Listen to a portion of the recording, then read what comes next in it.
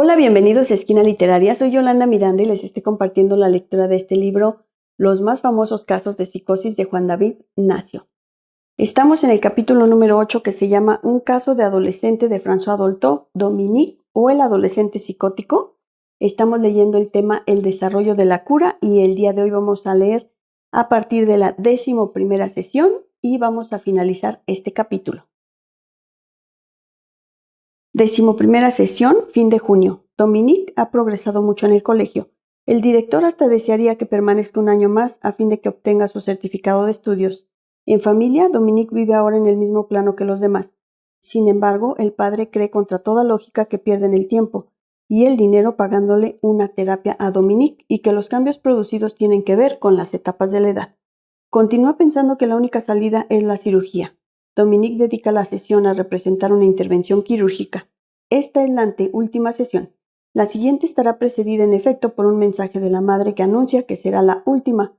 Por lo demás, durante las vacaciones, Dominique se manifestó perfectamente adaptado y ha sido nuevamente admitido en la clase de perfeccionamiento.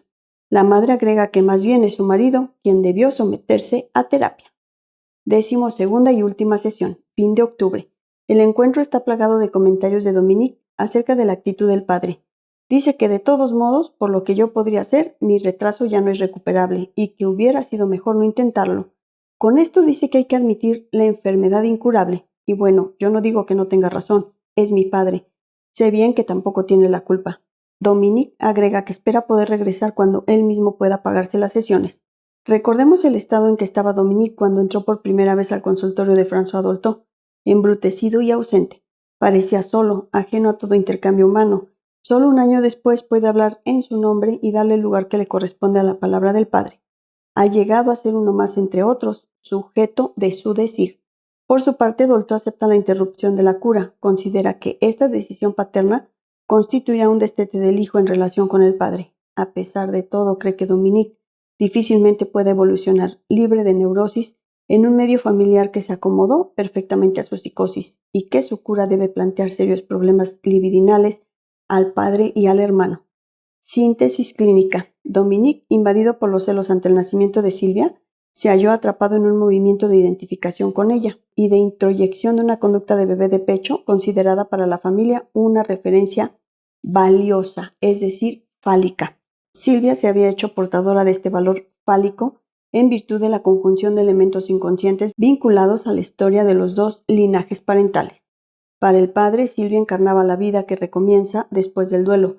Por una parte, la niña había nacido cuando la familia aceptaba por fin la muerte del tío paterno desaparecido en la montaña.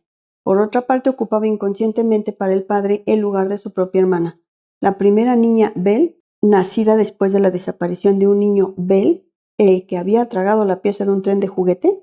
Para la madre, el valor de Silvia estribaba sobre todo en el hecho de que era una niña, que además se parecía a los Bell y porque era bella, encarnaba el patronímico. Para Dominique, competir con la hermana era tanto más angustiante por cuanto la niña, además de ser su rival fálica, llevaba su nombre, Silvia, que podía entenderse como un significante que confirmaba la fantasía de que el tío desaparecido, poco antes de su nacimiento, podía haberse reencarnado en ella.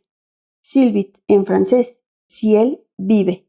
La regresión de Dominique, no percibida claramente ni menos aún frenada, hasta había sido favorecida por lo que Dolto llama los elementos libidinales recalentadores seductores, procedentes de la madre que había aceptado, por ejemplo, volver a amamantarlo. Dominique había sufrido una regresión a una imagen del cuerpo anterior a la castración oral ya adquirida, una imagen del cuerpo actualizada durante la segunda sesión mediante ademanes. En cuanto a Paul-Marie, apartado de toda rivalidad fálica desde el nacimiento de Dominique, no encontró otra salida que la de copiar a la madre en la relación con el hermano y luego con la hermana. La conducta de Paul-Marie habría constituido, en opinión de Dolto, uno de los elementos determinantes de la estructuración patológica de Dominique. Al no asegurar su función de hermano mayor, Paul-Marie no pudo estimular la rivalidad estructurante que le hubiese permitido a Dominique rehuir su regresión psicotizante. Alrededor de Dominique, las representaciones masculinas, los representantes fálicos, estaban pues muertos, borrados o eran inconscientes. En cambio, todo el valor fálico se concentraba en las mujeres, la hermana y la madre, y en la persona de Dolto en la transferencia. En este contexto patógeno, Dominique se había vuelto incapaz de sostener su narcisismo, a saber, su ir de venir en la índole de su sexo. Según el uso que le da Dolto al término, al no encontrar Dominique representantes masculinos suficientemente valiosos para sustentar su busca identificatoria, la herida narcisista precoz vinculada con la regresión oral no hizo más que agravarse. Dominique era irremediablemente prisionero de una espiral infernal, hacia cuyo fondo su psicosis había rechazado la progresión hacia la muerte real. Dominique solo pudo medir la inmensidad de su carencia mediante el decir y la gestualidad familiar significante, medir su ausencia de valor relacionada no con la virilidad adulta, ni con la potencia paterna adulta, sino con la omnipotencia mágica y fetichista fálica de esa bebé, desprovista de pene, objeto parcial de la madre y reconocida poseedora del valor de falo presentificado. Hasta la desaparición de su hermana, Dominique solo había encontrado valor, solo había sido apreciado por la pareja gemela, madre-hermano mayor, como fetiche fálico. La entrada en la neurosis obsesiva grave, en el momento del nacimiento de la hermana, se convirtió en regresión a un estado psicótico, cuando fue negada toda esperanza de evolución. Conclusión. El caso Dominique nos ofrece la ocasión de conocer los aspectos esenciales de las hipótesis clínicas y teóricas de François Dolto, que a su vez confieren al caso notable densidad y riqueza.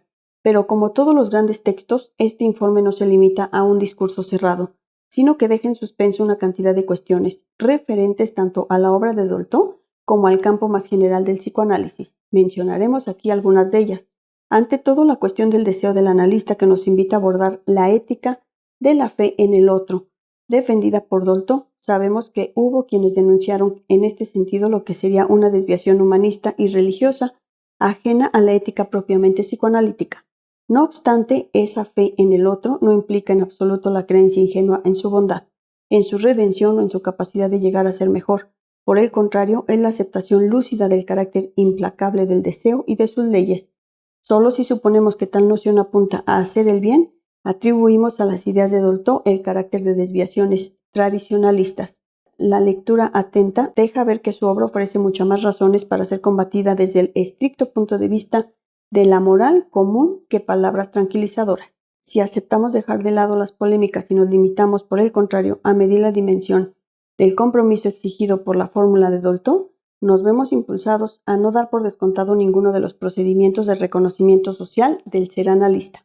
Otra cuestión que vuelve a poner en el tapete la obra de Dolto es la referente a la jerarquía psicoanalítica de lo imaginario.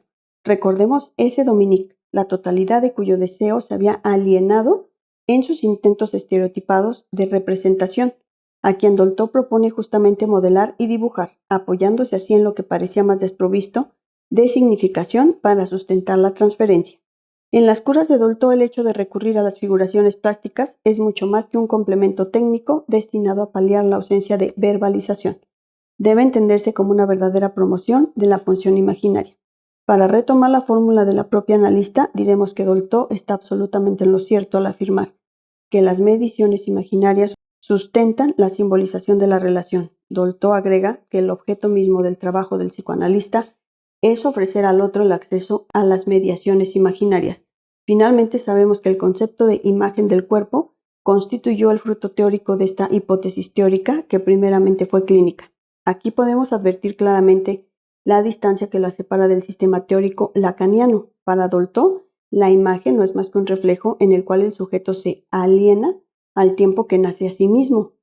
Sujeto de imagen del cuerpo propio, simbólico y mediaciones imaginarias están íntimamente vinculados entre sí mucho antes de que el estadio del espejo llegue a fijar su estructura.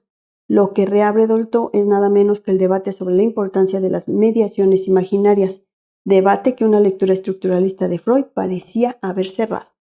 No podemos retomar ese debate sin evocar al mismo tiempo una nueva cuestión, la del lugar que ocupa el orden simbólico en el pensamiento de François Dolto. Hemos visto que Dolto estableció un continuum de sujeto y de imagen del cuerpo entre el desarrollo normal y la desviación hacia la psicosis.